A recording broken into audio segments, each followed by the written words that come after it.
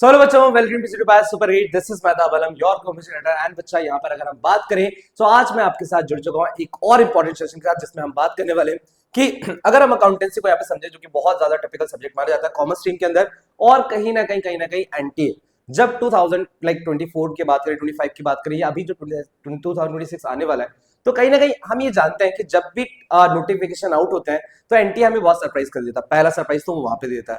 फिर दूसरा, जब सब हम एग्जामिनेशन में पहुंचते हैं तो वहां एग्जामिनेशन में क्वेश्चंस देखते हैं तो हमें वहां पे सरप्राइज देखने को मिल जाता है। तो एनटीए की बड़ी आदत है कि भाई सरप्राइज वो आपको करते रहेंगे। अभी भी 2026 का जब नोटिफिकेशन आएगा, डेफिनेटली कुछ ना कुछ आपको सरप्राइज एलिमेंट देखने को मिलेगा। और जब आप एग्जामिनेशन में पहुंचोगे तो वहां पे क्वेश्चंस में भी डिफरेंट पैटर्न्स मिलेंगे, या डिफरेंट टाइप के क्वेश्चंस आपसे पूछाएंगे, जो कि बहुत ज्यादा सरप्राइजिंग लगते हैं। तो आज हम यहाँ पे बात करने वाले इसी तरह के चीजों की कि क्या आप लोग को यहाँ पर एनटीए किस किस तरह से सरप्राइज करता है, if we talking about accountancy. Okay, तो सबसे पहले यहाँ पर डिस्कस करेंगे कि भाई क्या क्या कवर करने वाले। तो हम यहाँ पे बात करेंगे कि सिंपल सी चीज है कि आपको अगर एक मैं ओवरव्यू दूं कि भाई कौन कौन सी चीजें आपको ना परेशान करती हैं, या कौन कौन सी चीजें सरप्राइजिंग लगती है या लगती हुई आई है अभी तक एनटीए ने जो प्रोवाइड किया है। तो we can say specifically the covering कौन कौन सी चीजें। भाई सीक्वेंस बेस्ड प्रैक्टिकल क्वेश्चंस, तो बहुत सारी चीजें अकाउंटेंसी की भी टॉकिंग अबाउट कि भाई बहुत सारे क्वेश्चंस होते हैं, वो प्रैक्टिकल क्वेश्चंस हम अकाउंटेंसी में पढ़ के जाते हैं, साल भर प्रैक्टिस करते हैं, बट उन्हीं प्रैक्टिकल क्वेश्चन का ना सीक्वेंस पूछ लिया जाता है कि अगर मान लेते हैं कि भाई मैं कोई चीज कैलकुलेट करता हूं और मुझे उसके 7 स्टेप फॉलो करनी पड़ती है, तो वो 7 स्टेप के बाद मेरा जाके जो फाइनल आंसर आता है और मुझे मार्क करना होता है, तो डेफिनेटली वो आपसे ना पूरा क्वेश्चन नहीं करवा रहे कि भाई वो 7 स्टेप करो, क्योंकि वो तो बहुत टाइम कंज्यूमिंग हो जाएगा। तो वो आपसे 7 स्टेप है ना बिल्कुल रीअरेंज करके देते हैं और आपसे बोलते हैं बिल्कुल सीक्वेंस वाइज जमाओ कि पहले क्या निकालोगे, सेकंड क्या निकालोगे, थर्ड क्या निकालोगे, फोर्थ क्या निकालोगे। तो अब ये सुनने में तो बड़ा इजी लग रहा है, बट ये टिपिकल बन जाता है, बिकॉज हम जब अपना प्रैक्टिकल करे होते हैं तो हमारे पास कुछ चीजें अवेलेबल होती है, एंड उन चीजों को लेकर के आप इजिली सॉल्यूशन करते जाते हो और आपको जो चीजें मिलती जाती है आप उसको पुट करते जाते हो और फाइनल आंसर तक पहुंच जाते हो। बट जब ये सीक्वेंस आता है तो वहां सीक्वेंस मैंडेटरी होता है कि अगर आपने कोई भी चीज ऊपर नीचे करी तो आपका आंसर गलत हो जाएगा। सो ये बात का ध्यान रखिएगा कि भाई प्रैक्टिकल क्वेश्चन को सीक्वेंस में पूछना ये बहुत सरप्राइजिंग था। 2025 में बहुत सारे क्वेश्चंस पूछे गए थे इसके लिए। कंप्यूटर अकाउंटिंग ऑप्शनल क्वेश्चंस डाल देना। कंप्यूटर अकाउंटिंग अगर हम बात करें तो ऑप्शनल क्वेश्चंस ऑप्शनल में डालना, या पहले 2025 की अगर हम बात करें या 2022-23 की बात कर लें, तो जो 50 क्वेश्चंस पूछे जाते थे उन 50 क्वेश्चंस में से मैंडेटरी वाला पार्ट हुआ करता था कंप्यूटर अकाउंटिंग का भी। 23 में भी हुआ करता था, 24 में भी हुआ करता था। 25 की अगर बात करें तो इन्होंने क्योंकि सिलेबस में और लिख दिया था, तो बहुत सारे बच्चों ने इसको स्किप किया, बहुत सारे बच्चे पढ़ के गए, बट एग्जामिनेशन वाले दिन कंप्यूटर अकाउंटिंग स्टार्टिंग वाले शिफ्ट्स में जो था ना, वो पूरे 50 क्वेश्चन का पार्ट था। बाद में उन्होंने क्या किया, 15 डेज जब एग्जाम 15 डेज हो गए, बहुत सारे बच्चों के अलग अलग शिफ्ट में एग्जाम हो चुके थे, तो जिनके सेकंड शिफ्ट में एग्जाम था, सेकंड पोर्शन हम कह दें कि फर्स्ट मतलब मई की जगह जून में जिनके एग्जामिनेशन थे, तो उनको फिर क्या देखने मिला, तो उनको एक अलग सेक्शन देखने मिला कंप्यूटर अकाउंटिंग का। सो वी नेवर नो कि इस बार क्या होने वाला है, बट द थिंग इज कि कंप्यूटर अकाउंटिंग हमेशा से एक सरप्राइजिंग पार्ट रहा है, जिसमें एनटीए कुछ ना कुछ चेंजेस करता जाता है। तो ये भी, इसके बारे में भी हम डिटेल में बात करेंगे अपने इस सेशन के अंदर। एनसीईआरटी में बहुत सारे जो क्वेश्चंस हैं वो बॉक्स और टेबल से पूछ लेना, है ना। जो बॉक्सेस होते हैं, टेबल्स होते हैं, तो हम लोग को क्या लगता है, हम साल भर अकाउंट्स पढ़ के आए हुए हैं तो हमें थियोरेटिकल पढ़ने की जरूरत नहीं है, थियोरेटिकल अलग से क्या ही पूछा जाएगा। But we can say that कि भाई एनसीईआरटी के अंदर भी जो बॉक्सेस एंड टेबल्स की फॉर्म में डेटा अवेलेबल होता है, या जो डेफिनेशंस होती हैं, जो टर्म्स होते हैं, वहां से डायरेक्टली आपके अकाउंटेंसी के एग्जामिनेशन पूछे जा रहे हैं। तो ये एक सरप्राइजिंग है जो अपन को इस बार सरप्राइजिंग नहीं लगना चाहिए, बिकॉज सर ने आपको बता दिया, ठीक है। देन आगे बात करेंगे केस स्टडी प्रैक्टिकल क्वेश्चंस। तो भैया केस स्टडी में जो बड़े बड़े क्वेश्चंस का आना, यानी जो बड़े क्वेश्चंस हम रिवैल्यूएशन के सॉल्व करते फॉर द बोर्ड्स, वैसे क्वेश्चन केस स्टडी में आ जाना, एंड आपको वहां पर फॉर्मेट बनाने का ऑप्शन होता है, यहाँ पे कोई फॉर्मेट नहीं बनाना। तो ऐसे बड़े क्वेश्चंस को कैसे कम टाइम में, कैसे एमसीक्यू पॉइंट ऑफ व्यू से सॉल्व करना होता है, कैसे ट्रिक यूज करते हैं, तो ये अगर आप नहीं करके जाओगे तो आप बहुत सरप्राइज हो जाओगे कि भाई हम तो इस क्वेश्चन को 20 मिनट में करते थे, यहाँ पे तो हमें सिर्फ 5 मिनट के अंदर करना है। तो it is not even possible, paper ही गलत बना था। तो ये चीज नहीं होनी चाहिए, ठीक है, इसको अवॉइड करिए, क्योंकि ये सरप्राइजिंग अब अभी आपके लिए नहीं है। चैप्टर वाइज सरप्राइज पैटर्न कि भाई हर बार पैटर्न जो है वो चेंज कर दिया जाता है। किसी चैप्टर से पहले थ्योरी पूछा गया था तो अगले साल उससे प्रैक्टिकल पूछ लिया जाता है। तो भाई हम यहाँ पे चैप्टर वाइज अभी तक एक एवरेज कॉमन लेकर के आए कि भाई जिन चैप्टर से इस तरह के पैटर्न ही पूछे जा रहे हैं, तो वो भी हम डिस्कस करेंगे अपने सेशन के अंदर। Then based totally on CUET NTA syllabus style तो बच्चा आप यहाँ पर कह सकते हैं कि भाई इतनी सारी चीजों को समझना है कि जो सिलेबस आपका सीयूटी का डाला जाता है वो बहुत शॉर्ट दिखता है, बट द थिंग इज कि मैं हमेशा रिकमेंड करता हूँ आपको कि आप सिर्फ अपने एनटीए के सिलेबस जो अपलोड होते हैं उससे सिर्फ चैप्टर देखिए, और वो चैप्टर का जो पूरा इंडेक्स होता है वो आप एनसीईआरटी से देखिए, बिकॉज बहुत सारे टॉपिक्स आपके एनटीए सीयूटी के सिलेबस में मेंशन नहीं होता है। अब हमें लगता है deleted, but it is never be a part of your deleted वाला कैटेगरी। वो सिंपल सी बात है, वो आपको पूछा जाएगा आपके एनसीईआरटी के इंडेक्स में, अगर वो है तो वो आपके लिए इंपॉर्टेंट है, ठीक है। तो इन सब चीजों पे बात करते हैं, आगे चलते हैं, बात करेंगे सरप्राइज वन क्या होता है भाई। तो सीक्वेंस बेस्ड प्रैक्टिकल क्वेश्चंस है ना। अब इसमें क्या समझेंगे, NTA asks practicals in form of correct orders और स्टेप। तो ये अगर आप पीवाईक्यू सॉल्व करते हो बच्चा, तो मैं आपको अभी बता देता हूं कि अगर आप 2025 का कोई भी शिफ्ट का पेपर उठाओगे, कम से कम 10 क्वेश्चन आपको ऐसे मिलेंगे जो सीक्वेंस बेस्ड क्वेश्चन थे।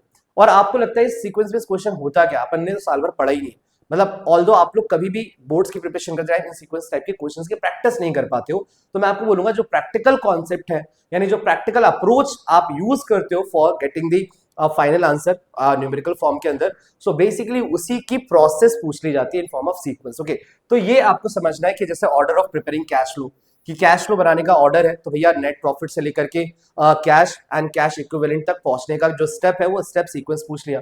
अब एक भी सीक्वेंस आपने ऊपर नीचे किया गलत हो जाओगे, ठीक है। देन उसमें बोला है स्टेप्स ऑफ रिकॉन्स्टिट्यूशन, अगर मुझे एडमिशन करना है तो एडमिशन के लिए कौन कौन से like if you talking about accounting for reconstitution of partnership firm, अगर हम रिकॉन्स्टिट्यूशन की अकाउंटिंग करें तो पहले रिवैल्यूएशन बनेगा, फिर रिवैल्यूएशन से सर उसका गेन एंड लॉस निकलेगा, फिर पार्टनर्स कैपिटल बनेगा, फिर पार्टनर्स कैपिटल से फिर कैपिटल इन्वेस्टमेंट होगा, फिर बैलेंस शीट बनेगा। तो ये अपनी एक प्रोसेस होगी और यही प्रोसेस पे क्वेश्चन पूछ लिया जाता है, ठीक है। तो एनटीए जो सरप्राइज करेगा हम उसके लिए ऑलरेडी रेडी हैं, ओके।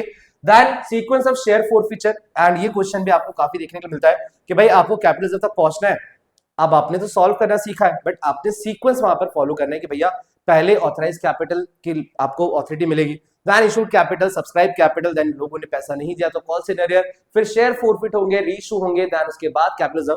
तो ये पूरी प्रोसेस आपको वहां पे दी जाएगी और आपको वहां पर करना है, ठीक है। डिसोल्यूशन करने के क्या ऑर्डर्स हैं, अगर आप पेमेंट्स करना चाहते हो तो पहले पेमेंट किसको दें, थर्ड पार्टी लायबिलिटी को देंगे, सिक्योर्ड वाला या अनसिक्योर्ड वाला, पार्टनर्स को पैसा कम मिलेगा, ये पूरा सीक्वेंस पे क्वेश्चन मिलेंगे, ठीक है। तो ये बहुत ज्यादा इंपॉर्टेंट बात है भाई। तो ये ध्यान रखिएगा, शेयर्स में भी क्वेश्चंस थ्योरेटिकल बहुत आते हैं। एक और सरप्राइजिंग एलिमेंट ये होता है कि भाई हम बहुत मतलब ये सोचते हैं कि it is not even possible कि बहुत ज्यादा थ्योरी आएगी, बट मैं आपको बार बार ये बात याद दिलाता हूं कि 60 मिनट के अंदर अगर 50 क्वेश्चन आपसे अकाउंटेंसी के पूछेंगे तो it is not even possible कि 50 में से 40 क्वेश्चन भी आपके प्रैक्टिकल से आ जाए। तो कितना वेटेज रहता है प्रैक्टिकल, कितना कॉन्सेप्ट, कितना थ्योरेटिकल, तो इस पे भी हम बात करने वाले, ध्यान रखिएगा। आगे चलते हैं, एक और सरप्राइजिंग एलिमेंट की बात करते हैं, कंप्यूटर अकाउंटिंग के कुछ इजी क्वेश्चंस आ जाना, ऑप्शंस बहुत इजी मिलना। अब जब हम कंप्यूटर अकाउंटिंग को पढ़ते हैं बच्चा, बहुत ही नेक्स्ट लेवल की पढ़ाई कर लेते हैं, बहुत डेप्थ में जाके पढ़ाई कर लेते हैं और बहुत छोटे छोटे क्वेश्चंस आ जाते हैं, बहुत बेसिक बेसिक क्वेश्चंस आ जाते हैं। एक बार एक क्वेश्चन आया कि भाई आपने कोई काम कर रहे हो किसी भी शीट पे और आपको जो आपने पहले किया था ना उसको रिवर्स करना है, तो भाई कंट्रोल प्लस जेड होता है, उसमें की पूछ ली गई। अब ये कंट्रोल प्लस जेड की आप पढ़ाई नहीं करते, बट इतना कितना छोटा क्वेश्चन था, कितना ईजी क्वेश्चन था। तो आपको समझने 4 से 5 क्वेश्चन आपके आते हैं कंप्यूटर अकाउंटिंग के, 4 से 5 क्वेश्चन आते हैं, उसमें से 2 से 3 क्वेश्चन एक्सट्रीमली ईजी आ जाते हैं, बहुत ही ईजी। जो जैसे हम बोलेंगे भाई कि हमें कोई डॉक्यूमेंट प्रिंट करना है तो उसकी शॉर्टकट की क्या है, हमें सपोज करो भाई कोई भी शीट जो है सेव करनी है उसको रीनेम करना है, उसको कैसे करेंगे, कोई भी भाई types of computer accounting system कितने हैं। तो मैं आपको बोलूंगा 2-3 क्वेश्चन जो है ना उसके लिए टॉपिक्स मैं आपको दे देता हूं कि meaning of computer accounting, then उसका feature, speed, accuracy, scalability, ERP, यानी ईआरपी में ध्यान रखिएगा बच्चा टैली से क्वेश्चन डायरेक्ट आ जाते हैं। तो ये क्वेश्चंस आप लोग को बहुत इजी लगे, security feature, login, validation checks, तो ये advantage of computer accounting, types of computer accounting, तो ये वाले टॉपिक्स को आपको समझना है कि इससे बहुत इजी क्वेश्चंस आएंगे और वो इजी क्वेश्चन भी एक सरप्राइजिंग होता है। हमेशा सरप्राइजिंग का मतलब नहीं बहुत टफ चीज आ गई, सरप्राइजिंग का मतलब होता है कि यार इतना इजी कैसे आ गया। तो कंप्यूटर अकाउंटिंग में 4 से 5 आते हैं, 4 से 5 में आपको पढ़ना बहुत डेप्थ में जाकर के, बट ये भी ध्यान रखना है कि कुछ बेसिक चीजें जो आप लोग अपने अकाउंटिंग में या वी कैन से दैट कि जो भी स्प्रेडशीट्स होती हैं या एक्सेल्स होते हैं, इसकी शॉर्टकट कीज वगैरह पे भी क्वेश्चंस आएंगे, तो इसको भी स्किप मत कीजिएगा, एक बार गो थ्रू करके जरूर जाएगा एग्जाम, ठीक है। तो नेक्स्ट आगे बढ़ते हैं बच्चा एंड बात करते हैं अपने फर्दर सरप्राइज की केस स्टडी प्रैक्टिस क्वेश्चंस। तो बच्चा जब हमें केस स्टडी वाले क्वेश्चंस आते हैं ये हमेशा से सरप्राइजिंग रहा है, बिकॉज इसका कोई भी स्पेसिफिक चैप्टर नहीं कि शेयर्स पढ़ लो इसी से केस स्टडी आ जाएगा, रिवैल्यूएशन पढ़ लो मतलब एडमिशन पढ़ लो इसी से केस स्टडी आ जाएगा। तो ये केस स्टडी जब अलग अलग चैप्टर से हर बार पूछी जाती है तो ये बहुत सरप्राइजिंग रहता है कि भाई हम जो पेपर देने जा रहे हैं, मान लो ऑब्वियस 10 दिन पहले किसी बच्चे का पेपर हुआ शिफ्ट में, हमने उससे बात करी भाई केस स्टडी कहां से आई थी, उसने बोला शेयर से आई थी, डिसोल्यूशन से आई थी। हम सोचे भाई शेयर से आएगा, डिसोल्यूशन से आएगा, और हम जब पहुंचे तो वहां पे कैश फ्लो से केस स्टडी आ गई। तो ये सरप्राइजिंग होता है। तो ये केस स्टडी कहां से आएगा इसके बारे में किसी को नहीं पता रहता, बस हम रिकमेंड जरूर करते हैं कुछ चैप्टर्स आपको एनी हाउ भी रखने हैं। तो 5-6 लाइन सिचुएशन और केस स्टडी में प्रॉब्लम क्या आती है कि भाई 5-6 line situation with hidden adjustment. तो भाई केस स्टडी आए और उसमें हिडन एडजस्टमेंट्स ना हो। हिडन एडजस्टमेंट का मतलब होता है अकाउंट्स में बहुत बार हम बहुत सारी चीजें अज्यूम करके चलते हैं कि if there is no information is given then we are doing this, is it, we are getting this, we are calculating like this. तो जब भी ऐसे वाले एडजस्टमेंट्स आते हैं, जब आपको समझना होता है कि यहाँ पर अगर ये इन्फॉर्मेशन नहीं है तो क्या सिखाया गया, तो ऐसे केस स्टडीज बहुत सारे बनाए जाते हैं। Then numerical where one value must be derive, ऐसे न्यूमेरिकल्स निकालना जहां पे इंफॉर्मेशन बहुत कम होती है और आपको कैलकुलेशन ज्यादा करना होता है, तो ये एक सरप्राइजिंग रहेगा। देन बच्चा कंपनी पार्टनरशिप्स के मिक्स क्वेश्चंस आना, then ratios plus cash flow combine questions आना, adjustments and depreciation outstanding prepaid, तो ये आपके एडजस्टमेंट्स आना। यानी बार बार मैं आपको एक ही चीज बोल रहा हूं कि क्वेश्चन को टफ बनाने के लिए एडजस्टमेंट्स का यूज किया जाता है अकाउंटेंसी में, एंड वो एडजस्टमेंट्स को अलग अलग तरीके से प्रेजेंट किया जाता है। वो एक सरप्राइजिंग एलिमेंट होता है कि अगर आपने बहुत सारे मॉक लगाए हुए, आपने बहुत सारे क्वेश्चंस की प्रैक्टिस की हुई है, सो डेफिनेटली आप क्रैक कर जाओगे, अदरवाइज फंस जाओगे। तो ये सरप्राइजिंग ऐसा नहीं होता कि आपको परेशान करने के लिए आता है, सरप्राइजिंग आपको इसीलिए पूछा जाता है भाई कि आपके और जो एक बहुत ज्यादा डेडिकेशन के साथ पढ़ाई करके गया है उसमें डिफरेंसेस को क्रिएट किया जा सके, ठीक है। और वो डिफरेंसेस कैसे होते हैं, तो जैसे बहुत सारे मॉक कोई बच्चा लगा रहा है आप नहीं लगा रहे हो, कोई बच्चा एनसीईआरटी को फोकस कर रहा है आप नहीं कर रहे हो, तो ये यहां से डिफरेंसेस क्रिएट हो जाते हैं, इस बात का ध्यान रखिए। नेक्स्ट अगर हम आगे बात करेंगे बच्चा, तो वी कहते हैं chapter wise surprise pattern based on CUET trend. तो अभी तक मैंने काफी ट्रेंड फॉलो किया एंड 2 से 3 साल का 4 साल का पेपर देखा, और क्योंकि मैं देखते ही आ रहा हूं हमेशा से, तो ये चीज ध्यान रखिएगा कि where NTA shocks trends the most, कहां पर एंटी सबसे ज्यादा शॉकिंग एलिमेंट डालता है किन चैप्टर्स के अंदर और किस तरीके का एलिमेंट है, तो यहां पर हम बात करेंगे। तो पार्टनरशिप के अंदर हिडन गुडविल का क्वेश्चन डालना, देन इंटरेस्ट ऑन ड्राइंग्स का आपका एवरेज पीरियड में डिफरेंट तरह से क्वेश्चन को प्रेजेंट करना, प्रोडक्ट मेथड के क्वेश्चन आ गए। अब ये क्वेश्चन क्या होता है भाई, बड़े क्वेश्चन होते हैं और इसको ट्रिक नहीं अगर आएगा तो आप लोग इसमें इतना टाइम लगा दोगे जिसकी वजह से पेपर छूट जाएगा। और बहुत सारे बच्चे बोलते हैं अकाउंटेंसी से क्वेश्चन आते थे बट छूट गए। पास एडजस्टमेंट्स का ट्रिक वाला क्वेश्चन आना, तो ये अगर आपको ट्रिक के साथ ये क्वेश्चंस नहीं आते तो आप इस क्वेश्चंस को बहुत टाइम लोगे, पास एडजस्टमेंट के पूरा टेबल बनाओगे तब जाके आंसर आ रहा है, तो ये टाइम आपके वो नहीं मिलने वाला कि आप फॉर्मेट बना के आंसर निकालो तो रेडी रहेगा। फोरफीचर विद मल्टीपल कॉल्स, अगर एक बार फोरफीचर हो रहा है तो दिक्कत नहीं है, एक बंदे ने 2 बार पैसे नहीं दिए उसके बाद फोरफीचर हो रहा है तो ये क्वेश्चन का एक नया पैटर्न क्रिएट हो जाता है। Then premium discount twist capital reserve calculation, तो जब रीइश्यू करवाया जाता है तो उसमें बड़ा फुली पेड अप है ना, पार्टली पेड अप, या 7 rupees paid up, 8 rupees paid up, 80% paid up, इस तरह के टर्म्स को यूज करके क्वेश्चन को कंफ्यूजन क्रिएट कर दिया जाता है क्वेश्चन के अंदर कि अगर आपने वो छोटी सी चीज मिस की तो वो गलत हो जाएगा। तो ये सब चीजों पे ध्यान रखना है बच्चा कि कंपनीज के साथ वो लोग क्या करते हैं, पार्टनरशिप के साथ क्या करते हैं। एंड अगर हम बात करेंगे फाइनेंशियल स्टेटमेंट में तो फॉर्मूला का कंफ्यूजन हमेशा होता है। सबसे बड़ी बात है बच्चा रेशियोज के अंदर कि आपको कुछ चीजें जो इन्फॉर्मेशन दी होती है, अगर किसी का माइंड उस टाइम पर क्रैक नहीं करता है कि कौन सा फॉर्मूला सबसे पहले लगाओ, क्वेश्चन को स्टार्ट कैसे करो, अगर क्वेश्चन को स्टार्ट नहीं कर पाए तो आप 5 मिनट खर्च कर दोगे और वो क्वेश्चन नहीं बनेगा, और ये होता है, बहुत बार होता है। तो इसीलिए फॉर्मूला तो याद होना ही चाहिए बच्चा, साथ ही साथ में आपको ये भी समझना है कि कौन सा फॉर्मूला कब लगाना है, और वो कैसे पता चलता है। तो जो गिवन इंफॉर्मेशन होती है ना, वो गिवन इंफॉर्मेशन आपको हिंट कर रही होती है कि आपको क्वेश्चन को स्टार्ट कैसे करना है, क्वेश्चन स्टार्ट करना है तो किस फॉर्मूला के साथ करना है। बहुत सारी चीजें गिवन होंगी बट बहुत सारी चीजें गिवन नहीं होंगी जो आपको स्टार्टिंग में फॉर्मूला लगा करके निकालना है, ठीक है।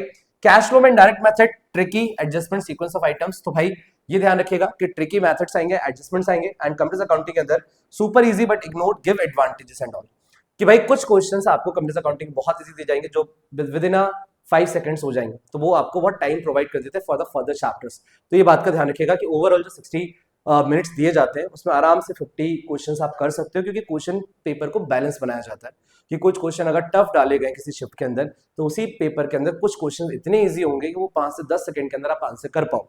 तो ओवरऑल कभी ये बस सोचिएगा कि यार मेरे पेपर में या मेरी शिफ्ट में तो टफ पेपर आया था, वो बड़े बड़े क्वेश्चंस आए थे, अगर बड़े क्वेश्चंस थे तो छोटे क्वेश्चंस भी होंगे। ओके बच्चा, देन हम लोग बात करेंगे नेक्स्ट यहाँ पर कि how to prepare for the surprise. तो हमें एनसीईआरटी एक्स्ट्रा बॉक्सेस टेबल्स पढ़ना है ताकि हम डायरेक्ट थ्योरी क्वेश्चन के लिए प्रिपेयर रहे। देन बच्चा सीक्वेंस टाइप एमसीक्यू की प्रैक्टिस करके चलनी है, ताकि अगर कोई सीक्वेंस में क्वेश्चन पूछा भी जाएगा तो आपने ऑलरेडी बहुत सारी प्रैक्टिस की हो, इस टाइप के सेशंस लगाए हो, ठीक है। देन डू एटलीस्ट 20 स्टडी के प्रैक्टिकल्स, यानी कि भाई आपने एटलीस्ट 20 केस स्टडी वाले क्वेश्चंस करके जाइए अलग अलग चैप्टर से, तो कभी भी कोई केस स्टडी आएगा तो आपको फैमिलियर लगेंगे वहां पे क्वेश्चन, क्या इस टाइप का क्वेश्चन में करके आया था, ठीक है। देन बच्चा कंप्यूटर अकाउंटिंग सॉफ्टवेयर का जो चैप्टर है उसके सारे यूनिट्स करके जाइए बच्चा, 2-3 क्वेश्चन अगर इजी आएंगे तो 2-3 क्वेश्चन टफ भी आएंगे, जिसके लिए आपको पूरा पढ़ना पड़ेगा, तो स्किप करके नहीं जाना है। Although we are waiting for the CUET 2026 का नोटिफिकेशन, तो जब आएगा तो उसमें देखेंगे हम क्या मेजर चेंजेस आते हैं, बट अभी फिलहाल आप ये मान के चलिए कि आपको पढ़ना है। Then revise partnership plus company adjustment deeply. तो भैया पार्टनरशिप और कंपनी दोनों एक ऐसे टास्क है बच्चा जिसके बिना पेपर में मतलब थोड़ा स्कोर करना भी मुश्किल है, बिकॉज आप ये कह सकते हो कि अराउंड अराउंड आपका पार्टनरशिप से 20 क्वेश्चन आ जाएंगे और कम से कम 8 से 10 क्वेश्चन कंपनी अकाउंट्स और डिवेंचर से आ जाएंगे, तो यानी 30 मार्क्स तो मतलब 30 क्वेश्चन तो 50 में से इन्हीं दोनों यूनिट से आ जाता है। तो इतना जब ज्यादा इंपॉर्टेंट है बच्चा, तो आपको इसके सारे एडजस्टमेंट्स कंप्लीटली कॉन्फिडेंटली आने चाहिए, यार कोई भी एडजस्टमेंट आए मैं कर लूंगा, मुझे टेंशन नहीं है।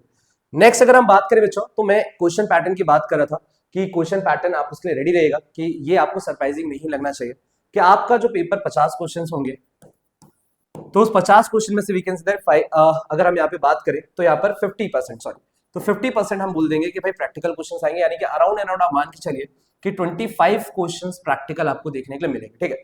25 क्वेश्चंस आपको क्या मिलेंगे, 25 क्वेश्चंस प्रैक्टिकल मिलेंगे। Then we can say that कि 25% है तो अराउंड अराउंड 12 क्वेश्चंस और या 13 क्वेश्चंस मान लीजिए कि अराउंड अराउंड इतने क्वेश्चंस आपको यहाँ पर कॉन्सेप्चुअल दिखेंगे। और कॉन्सेप्चुअल का मतलब क्या है कि वही प्रैक्टिकल क्वेश्चन को सीक्वेंस की फॉर्म में पूछना, मैच द कॉलम के फॉर्म में पूछना और कुछ डायरेक्ट थ्योरी आएगी। तो ये ध्यान रखिएगा कम से कम 12 से 13 क्वेश्चंस आपके एकदम डायरेक्ट क्वेश्चंस आएंगे। डायरेक्ट क्वेश्चन का मतलब आपने एनसीईआरटी पढ़ा हो या आपके बिल्कुल स्टेटमेंट वाइज क्वेश्चंस आ जाएंगे जो आपने बुक्स में पढ़ा होगा। तो ये सारी चीजें ध्यान रखिएगा, ये पैटर्न ये रहने वाला है। अराउंड 25 क्वेश्चन डायरेक्टली आपके प्रैक्टिकल्स होंगे, कुछ कॉन्सेप्चुअल होंगे और इस कॉन्सेप्चुअल में भी प्रैक्टिकल थोड़ा बहुत अप्रोच, मतलब थोड़ा क्या पूरा ही प्रैक्टिकल अप्रोच होना चाहिए, बस अपन को सॉल्व नहीं करना होगा, सीक्वेंस हो जाएगा, फॉर्मुला हो जाएगा, ये सब यहाँ पे पूछा जाएगा। एंड कुछ डायरेक्ट क्वेश्चंस आएंगे, एकदम डायरेक्ट क्वेश्चंस कि भैया क्वेश्चन पढ़ा, 4 ऑप्शन है, एक आंसर मार्क करो, काम खत्म, इज इट, मतलब विद इन 10 सेकंड वो क्वेश्चंस हो जाएंगे। तो ये पैटर्न आपको एग्जाम में देखने मिलेगा। तो इसमें कोई सरप्राइजिंग मत सोचोगे कि सर हमारे पेपर में तो सर 12-13 क्वेश्चन डायरेक्ट आ गए थे, भाई आएंगे, ये सरप्राइजिंग एलिमेंट आपके लिए नहीं होना चाहिए, बिकॉज आपकी एग्जामिनेशन में जाने से पहले मैंने आपको ये चीजें बता दी हैं जो लर्निंग्स रही हैं CUET के 2022, 23, 24, 25 की, इज इट। तो ये बात का ध्यान रखिएगा। सो ऑल दो बच्चा, आपको आई होप यहाँ पे सेशन से बहुत क्लैरिटी मिल गई होगी कि किस तरह से NTA आपको सरप्राइज करता है। वी टॉकिंग अबाउट अकाउंटेंसी का वाला सब्जेक्ट। सो कहीं ना कहीं ये सरप्राइजिंग एलिमेंट को लेकर के अगर आपने सुन लिया, ये सेशन देख लिया, तो आप रेडी हो जाओगे अपने एग्जामिनेशन के लिए। और अब आपके लिए ये सरप्राइजिंग एलिमेंट आपके नेगेटिव नहीं होगा, आप पॉजिटिव रहोगे, बोलोगे कि सर का ये सेशन देख लिया था तो मैं इन चीजों को प्रिपेयर करके आया था, तो डेफिनेटली मैं स्ट्रगल फेस नहीं कर रहा हूं अपने एग्जामिनेशन के अंदर। सो ऑल दो बच्चों, इन्हीं सारी बातों के साथ फिलहाल we are going to conclude this session, but इस प्रॉमिस के साथ कि हम फिर से जुड़ेंगे, फिर से मिलेंगे यहाँ पर। एंड अभी के लिए thanks so much, take care and bye bye.